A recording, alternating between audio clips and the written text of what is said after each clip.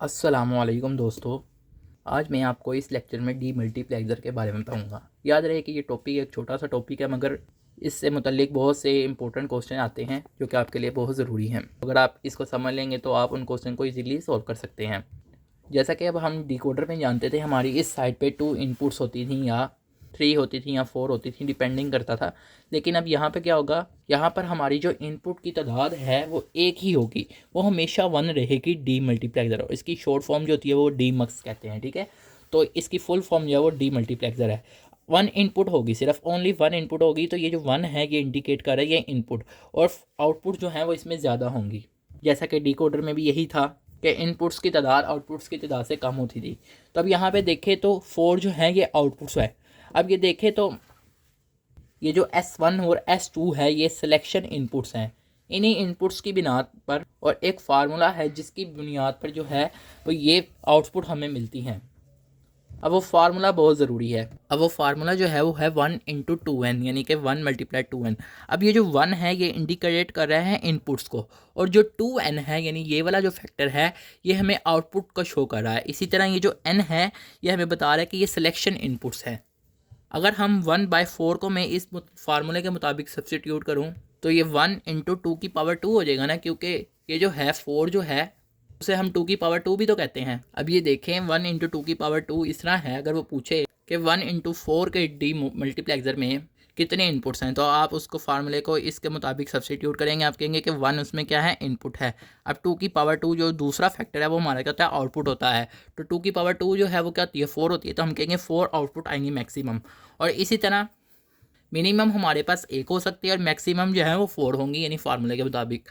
इसी तरह 2 की पावर में कितना पड़ा हुआ है, 2 पड़ा हुआ है, तो इसका मतलब है 2 सिलेक्शन इनपुट्स होंगी, क्योंकि उसने कहा है कि ये 2 की पावर में जो चीज़ है n जो है वो हमारी सिलेक्शन इनपुट्स की तादाद है। तो यहाँ पे हम कहेंगे कि सिलेक्शन इनपुट्स की तादाद 2 है। तो इसके मुताबिक देखें ना, अब ये 1 × 4 का डी मल्टीप्लेक्सर है, और इसमें अगर हम देखें 1 इनपुट है, 2 सिलेक्शन इनपुट्स हैं और 4 आउटपुट हैं। तो ये डी मल्टीप्लेक्सर ऐसे बनाया जाता है। अब जैसा कि आप जानते हैं 0 को हम बाइनरी में जो है 0 0 शो करते हैं। याद रहे कि ये जो है हमारी ये जो इनपुट है ये 1 है, ये वाला 1 जो है ये इस इनपुट को शो करे, जबकि 4 को जब हम 2 में करेंगे जो पावर में चीज़ आएगी वो हमारी सिलेक्शन इनपुट्स होंगी। अब ये देखें 0 को जो है जब हम बाइनरी में लिखते हैं तो 0 0 लिखते हैं। अब ये देखें 2 हैं S1 S2, तो हम इसे SOP के मुताबिक लिखेंगे।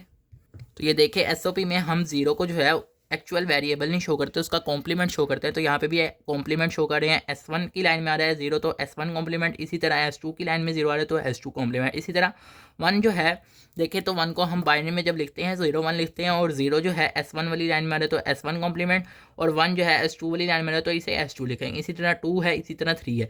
तो D0 D1 D2 D3 यही है। अब यहाँ पे बाज़ जो सर हैं वो ये कहते हैं कि यहाँ पे S0 S1 लिख देते हैं, S1 S0 इस तरह करके लिख लेते हैं। तो आप इस तरह भी लिख सकते हैं S1 S0, आपको मर्ज़ी है, जो मर्ज़ी आप उसे नाम दे दें।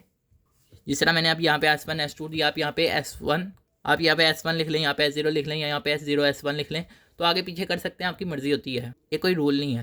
तो यहाँ पे मैंने S1 S2 किया, फिर मैं उसके मुताबिक ही लिखूँगा यहाँ पे। अब आप देखें ये हमारी आउटपुट जो है ये तो इस सिलेक्शन इनपुट्स के मुताबिक बन गई, लेकिन आई भी तो इनपुट है ना, तो इसे भी तो लिखना है। तो फिर ये आई जो है ये हमारा इन सब के साथ आएगा, यानी कि यूँ यहाँ पे आई भी इसके साथ आएगा, क्योंकि ये भी है ये भी है, ये दोनों इनपुट्स हैं। मीन्स के ये वाली भी इनपुट्स हैं, ये भी इनपुट है। ये इनपुट अलग है, सिंपल इनपुट है यानी कि, और ये जो है ये सिलेक्शन इनपुट्स हैं। मैं इनकी लॉजिक डायग्राम बनाने जा रहा हूँ। तो S1 अब सबसे पहले देखें, आई को भी फिलहाल छोड़ दें, आई वाले फैक्टर को, उसके अलावा बाकी फैक्टर को देखें पहले। S1 का कॉम्प्लीमेंट S2 का कॉम्प्लीमेंट, ये एंड गेट से जुड़े, यानी कि मल्टीप्लाई होने तो एंड गेट से जुड़ते हैं। तो मीन्स के इसको और इसको हम एंड गेट से जोड़ देंगे। अब ये देखें मैंने सारे जो हैं सबको उसके मुताबिक जोड़ दिया, S1 कॉम्प्लीमेंट S2 कॉम्प्लीमेंट, इसी तरह इस फैक्टर को भी, इसी तरह इस फैक्टर को भी, मगर इसमें आई रह गया है। अब देखें आई ऐसा फैक्टर है जो सबके साथ आ रहा है, तो फिर सबके साथ इसको अटैच कर देंगे। ये देखें मैंने एक आई इनपुट नाम का एक लाइन लगाई है। अब इसको जो है हमने इस गेट से जोड़ देना है। जिस तरह ये लाइन थी इसी तरह ये भी आई लाइन ही है, तो इसको भी इससे जोड़ दिया, इसको भी इससे जोड़ दिया, इसको भी इससे जोड़ दिया, तो हमें ये सब कुछ क्या मिल गया, ये हमें D0 मिल गया। इस तरह D1 D2 D3। हमें बाज़ का डायरेक्ट क्वेश्चन आए होते हैं कि डी मल्टीप्लेक्सर बनाओ 1/4 का, उसकी लॉजिक डायग्राम बनाओ और उसको इंप्लीमेंट करके दिखाओ, यानी कि उसकी इंप्लीमेंट करो लॉजिक डायग्राम। तो इस तरह हम उसकी लॉजिक डायग्राम को इम्प्लीमेंट करते हैं। तो ज़्यादातर क्वेश्चन जो हैं ये वाले ये हमें डायरेक्ट ही आते हैं कि डी मल्टीप्लेक्सर 1/4 का बनाओ। ये सारा काम जो है ये तो पहले भी आपको आता ही है। मेन चीज़ जो है वो ये फार्मूला है, इस फार्मूले को अच्छी तरह कर लें। मैं इसके मुताबिक कुछ और क्वेश्चन भी आपको करा देता हूँ। अब बाज़ वक़्त इस तरह MCQ आता है कि एक 1/8 का डी मल्टीप्लेक्सर है, उसमें इनपुट्स की तादाद कितनी है, सिलेक्शन इनपुट्स आउटपुट्स की तादाद कितनी है, या वो इनमें से कोई भी एक चीज़ पूछ सकता है या दो चीज़ें, उसकी मर्ज़ी है, अपने मुताबिक वो पूछ लेगा। तो सिंपल है, ये जो चीज़ होती है ये हमारी इनपुट होती है, ये चीज़ आउटपुट होती है। तो पहले इनपुट में क्या लिख देंगे 1 और आउटपुट में लिख देंगे 8, क्योंकि ये चीज़ जो है ये आउटपुट को इंडिकेट करती है, ये चीज़ जो है ये इनपुट को इंडिकेट करती है। ये हमेशा 1 ही होती है, ये चेंज होती रहती है। 8 ये 2 की पावर में ही होती है। अब ये देखें 8 जो है वो 2 की पावर में क्या है, 8 जो है वो 2 की पावर 3 है। अब 3 ये देखें ऊपर 8 2 की कौन सी पावर में आ रहा है, 2 की पावर 3 आ रहा है, मीन्स के 3 जो है ये इसका क्या है, सिलेक्शन इनपुट्स। तो इस तरह ये आता है। आपको सिर्फ इतना बता देता हूँ कि इसका जो है ब्लॉक डायग्राम कैसे बनेगी, सिर्फ मैं आपको इतना बता देता हूँ कि आगे लॉजिक गेट्स बनाना आपका काम है। जैसा कि इसमें 1 इनपुट है और सिलेक्शन इनपुट 3 है, मीन्स के S1 S2 S3 3 selection inputs हैं और 1 इनपुट ये I है।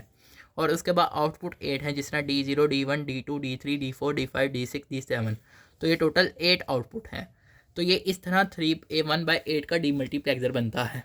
अब जैसा कि हम 0 को बाइनरी 3 बिट बाइनरी में 0 0 इस तरह शो करते हैं, क्योंकि अब ये 3 नंबर्स हैं, 3 सिलेक्शन इनपुट्स हैं। इसी तरह 0 को 0 0 0, 1 को 0 0 1, 2 को 0 1 0, और इसी तरह इन सब को हम बाइनरी में इस तरह शो करते हैं, जैसा कि आप सब जानते हैं।